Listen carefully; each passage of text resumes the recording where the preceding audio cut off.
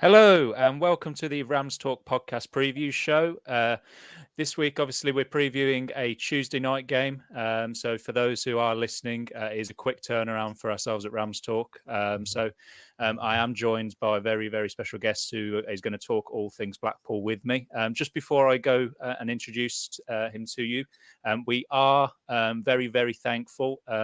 You probably have heard it in the last couple of pods, but we have made the finals for the Football Content Awards, and we will be going up to Liverpool to see if we can actually bring it home and back to Derby. We are pleading, not to the full extent as before, but we are pleading for your assistance. So that all links for voting and helping us out, and will be in all the pods and all the descriptions, and it's also on our socials. But less about that and more about my guest. I've got Amos from the Blackpool Gazette here tonight, who's going to talk all things Blackpool with me. How are you, mate? Yeah, I'm good, thanks, mate. How about yourselves? Congratulations on the nomination. Oh, thanks so much. It's Pleasant's probably only been going a year, so we're very much thankful for everyone's support. It's been great. We're all enjoying it, and if the football on the pitch could be as good as what is going on with RamsTalk, then I think we'd be swimming. But it's been a bit inconsistent, and I think just looking at the table, it's been a similar story with Blackpool, hasn't it? Yeah, it's very much so. Start of the season, you go from the highs of the beat Wigan 2-1, stoppage time goal, fantastic atmosphere, and then following week lose 2-0 away to Wycombe. That's been followed by a fantastic win against Reading. So yeah, very up and down at the moment. Depends on the playing home and away, it seems. But yeah, the signs are that it can get better, but also signs that it can maybe stay the same. So it'll be interesting in a few months. Yeah, I mean, when you look at, as you say, you mentioned the Blackpool Reading fixture. I mean, 4-1 is a massive result. Appreciate Reading are going through a bit of turmoil at the moment, but still it's a scalp. And then you look at a Wycombe 2-0 defeat. That inconsistency is very much what we've seen from Derby at the moment. I mean, what would you put just those two results in particular down to in terms of the way Blackpool turned up? Was it very much a different type of style that maybe hampered yourselves, with Wycombe being very different from Reading, and you kind of exploiting Reading's weaknesses, or what do you really put those two results down to?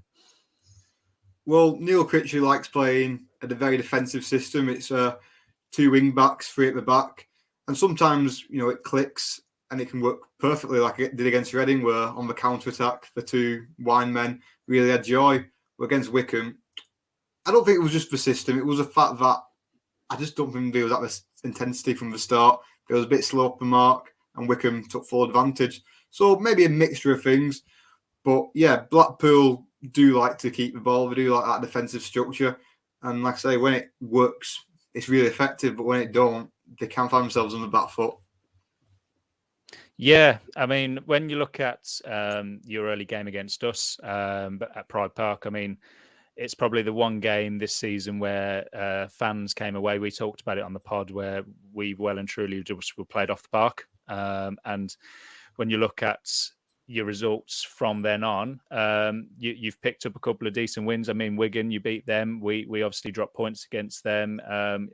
Barrow, yes, it's in the Football League Trophy, but it's still a win. And then you go into a defeat at Wycombe, where it's 2-0. You haven't really obviously made that a threat on goal.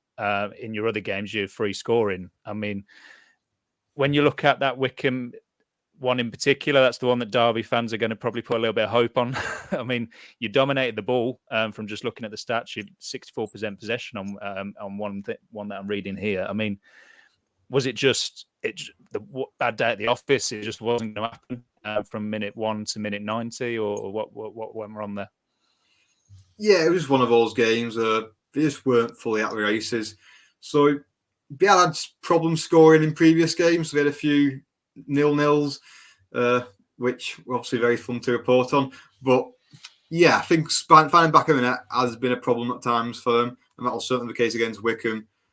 And yeah, they had a bit of misfortune. We had a goal that was ruled offside that weren't on the replay, but at the same time, they could have no complaints about the result. It was fully deserved. They weren't with it. Wycombe were far better, And in the second half, we can just manage the game well, and Blackpool was still struggling to find a way through. Yeah, I mean, when you look at, as say, you've got 3 wins so far this season, 3 draws, 2 defeats. And you mentioned there where you've got scoring issues. I mean, you've got 8 goals in the league, 7 conceded.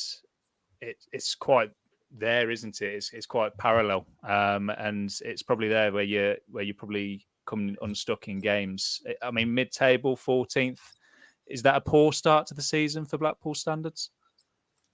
Well, of course, having just come down from the Championship, fans would have been hoping for better. Obviously, Neil Critchley probably would have hoped for a better start, but it's still quite a close table. You know, the playoffs, the top 2, aren't too far away, so it's not the end of the world. If you compare it to Critchley's last start, then it's a great improvement. Last time he took over in League One, you know, I can't remember. It was a very slow start. It was well up the boil. So this is an improvement. There's plenty of time to go. So yeah, it's probably disappointing. They would have hoped for brighter periods in some of the games, but still plenty of time. Same with Derby, you know, plenty of time for the tone to be set this season. I think everyone's had similar starts. Only 1 or 2 who've really set the bar high.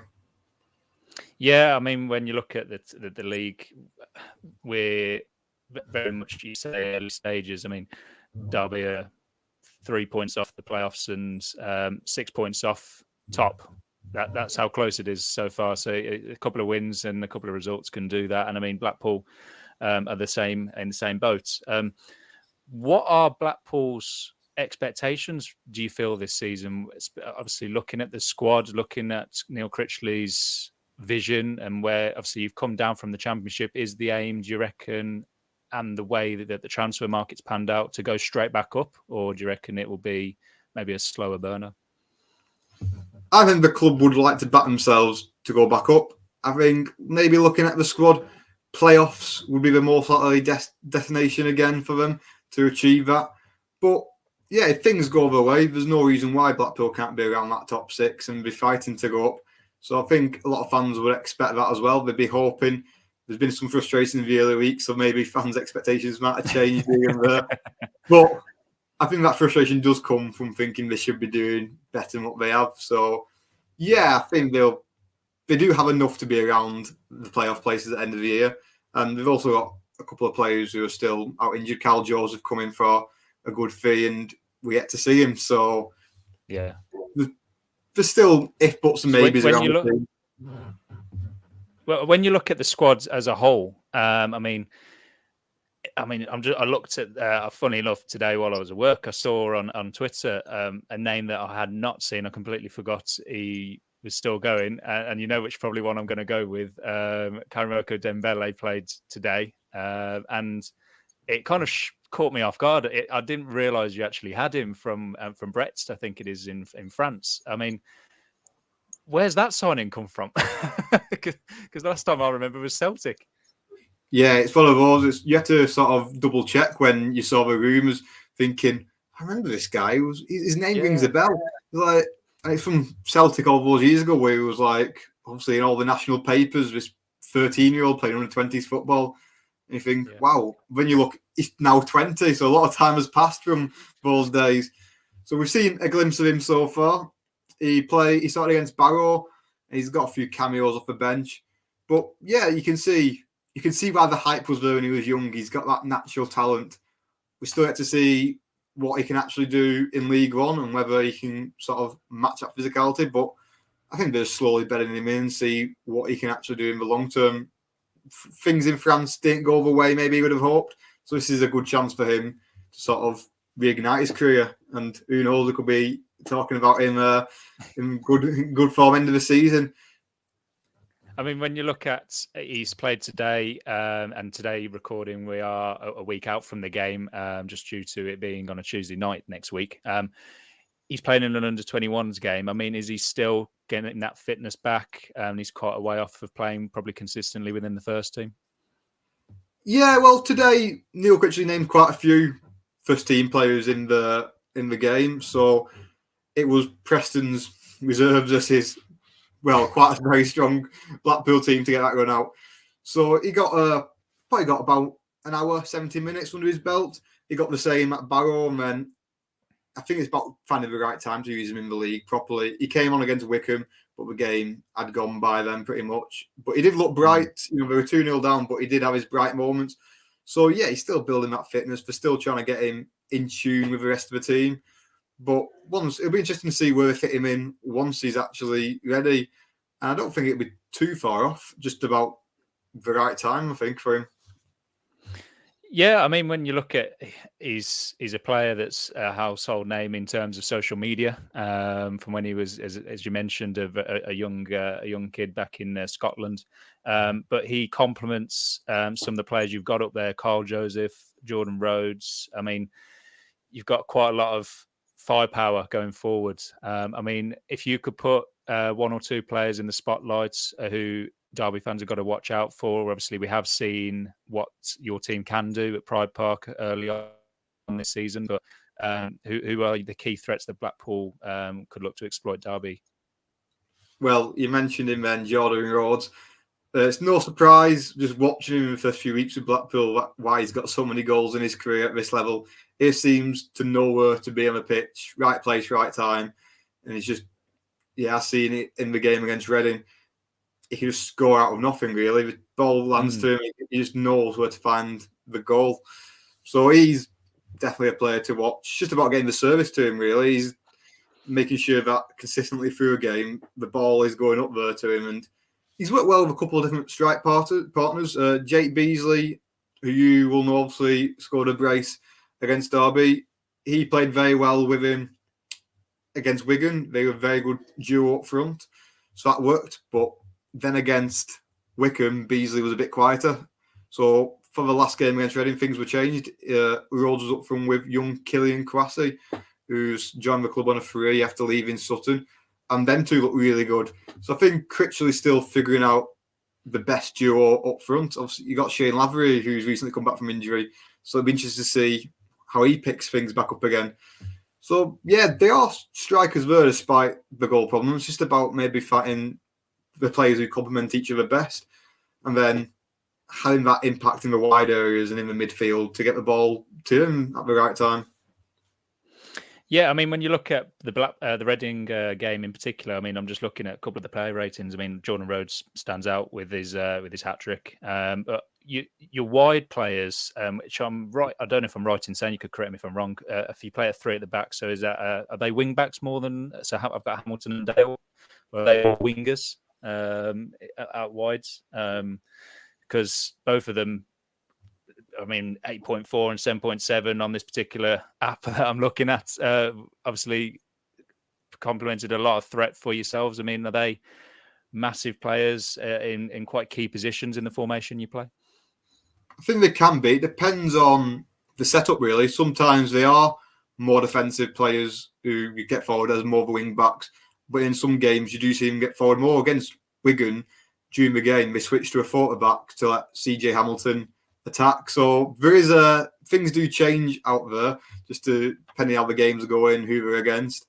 But yeah, it can be a really good position. I think out wide has been where Blackpool fans have been frustrated most, because maybe they've not got the threat down the wings that maybe they should have all season. You know, Hamilton against Reading and Wigan has been fantastic, bombing forward, getting balls into the box. And then some other games, you know, he's struggled. He's not been able to get in the game as much as he likes. The other wing differs. Obviously, Dale played there against Reading. You've seen Callum Connolly play there, who's a much more defensive player. So, yeah, there is a bit of rotation there. And I think you probably do one bit more from them consistently going forward. But as seen, when Hamilton does get going, and on the other wing equally, you know, it can be a real threat when you've got four attackers in the box. Well, that's it. And when you're doing, I mean, Reading in particular, you had 18 shots, 6 on target, 4 goals. I mean, that's exactly what you need. And you were mentioning earlier in the pod that you were struggling early on in the season. So, I mean, has he got finally the tune out of the attacking players that Critchley's probably been dying for in the early stages of this season? But we'll have to wait and see. We're only one game up from Wigan. So I think the big thing for Critchley is backing up these wins against Wigan. Obviously, you think yeah, you good feel-good factor. You know, they'd led for most of the match, conceded in the 89th minute, and then won in stoppage time. You know, great excitement at Bloomfield Road after that. Followed it up with a EFL trophy win, but then the Wigan game. So it's going to be a big one. You know, obviously we don't know what's going to happen before Derby, but you know, Blackpool will be hoping to follow that up with another win this weekend, or at least a strong performance in Wycombe. So yeah, that's going to be a very big thing, just backing up those results and doing the consistency. So you're not thinking, oh, what's our problem here? Is it attack? Then going from one week to another, fine, it's not fine. Yeah. But Biddy have the good players there to be able to get the goals. So it's just about whether it all clicks. I mean, yeah, you mentioned there, you have got a pretty big fixture before us. This week's probably a week of death for you guys. I mean, you've got Barnsley on Saturday at the time of recording, who are currently 5th, have come off at the back of getting them back to good form. They've been a bit inconsistent. Again, the same as everyone within this season. I mean, Blackpool away at Barnsley. What would you say from these two fixtures would be good results for Blackpool? I think if you go to Barnsley, get a draw and play well, I think a lot of fans will take that and then follow up with a win against Derby. A home win and an away point and a good away performance. I think 4 points from the two games would be pleasing. Of course, like anything, you're on that 6 because if you get 6 points, you rocket you up that table, and all of a sudden, you know, you forget about your problems. But I think 2 good solid displays against 2 tough opposition. If you come away 4 points from that, then I think it's very pleasing. Obviously, Blackpool's got their away troubles so far this year. They've only got that 1 point from the opening 3 away games. So I think to get a win there would be nice. But like you said, Barnsley are a very good team. We've seen what they can do when they're on it. Yeah, I mean, when you look at, as I say, your next run in, it's not easy. But when you see what consistency can do, it's massive within the division, and a lot of teams seem to be struggling with that at the moment. And I think when you look at Blackpool as a club, they're that sort of team that go between the Championship, League One, but then in recent years, it's to say, it's been down to off the field things with the club, and it's nice to see that. I think you're at the back end of that, if I'm right in saying. It's now more healthy, it's stable off the pitch, if I'm right in saying. Yeah, everything's much better than obviously the previous ownership, which was, I think everyone remembers seeing that on team, the boycott with the fans not attending games and things like that. You know, so Blackpool are healthier now than what they were, but you look across football, it's sad to see so much going on between obviously bad ownership. It's just a continuous things. You know, you can't just put your finger on one club anymore, maybe like you could in the past. It's happening everywhere. So yeah, I think fans always sigh relief when, you know, they get out the back end of that and just hope that don't happen again. Yeah, I think, like as I say, it's nice to see both clubs, both yourselves, us, quite a few teams that find themselves now in this division where they're finally seeing stability. Just bringing it towards the end. I mean, when you look at Blackpool, as I say, we didn't find our first meeting this season a nice one. You played us off the park. If Derby fans were going to find any joy coming up to yourselves, what would you say at the present, as it stands, is the weakness that Derby might be able to exploit? We mentioned if you can get Blackpool on a cold night where they're not scoring, if you can get that early goal, then it just changes the dynamic, because if you can get bodies behind that ball and maybe not come out, then you can frustrate them. You know, we've seen it with Leyton Orient, Port Vale, who drew 0-0 at Bloomfield Road. They came and just, you know, put in a very solid defensive performance. And yeah, I think even frustrate them, because I think Neil Critchley's mentioned it a few times. It's different dynamics now for his players to deal with. They've gone from last year in the Championship, where they were one of the weaker teams, who, you know, it weren't a siege mentality coming to Bloomfield Road, but now I think it's changed and teams do think, right, come away from a point here and it's good. So yeah, I think you can hit them early and be defensively solid, then yeah, you can challenge that attack, then you could frustrate them. And if it's always the one thing we always ask, if you were going to put a score prediction on it for the fixture, what are you going with? I'll go with 2-1 Blackpool. I can't really say no against that. I'll go 2-1 Derby. I'll back them. Away from home, we've been good. It's a Tuesday night trip to Blackpool isn't the nicest. I'm hoping the team stay over. Any fans that do go, hats off to you. I can't make it, but I'm sure it'll be a good game to watch. I really appreciate you coming on, Amos. If any Blackpool fans do manage to catch this, as well as Derby fans, where can everyone find you? Oh, sorry. Blackpool Gazette, and then on Twitter and Instagram and other forms of social media, just under Amos Wynn. Brilliant. Appreciate you coming on. As I say, Derby fans, we are doing a preview for every league fixture. There'll be one coming out shortly for the Saturday game. And as I say, find us on Apple, Spotify, your usual podcast streaming platforms. We are on YouTube as well. So if you do want to see faces and put names to faces, you can do. And as I say, a massive thank you for supporting us in our plea and quest to try and bring back a trophy back to Derby at the Football Podcast Awards. It'll be one that we haven't had in a while. And again, everything will be in the description below. Thank you, Amos. Thanks for having me.